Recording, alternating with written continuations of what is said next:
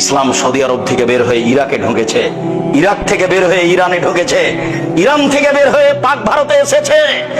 এই বিকৃত ইসলাম বিকৃত মানুষের কাছে থেকেছে 750 বছর। তারা চলে গেলে এই বিকৃত ইসলাম থেকেছে 190 বছর ইংরেজদের কাছে।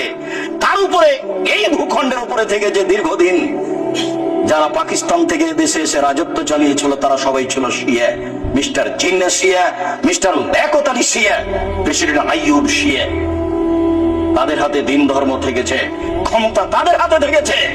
বিকৃত ইসলামী মানুষের কাছে ইসলাম বলে পরিচয় পেয়েছে, যার কারণে মাঝে মধ্যে আমি বলে থাকি আপনাদের কাছে, সঠিক বলাও যেমন জটিল, সঠিক মানাও তেমন কঠিন।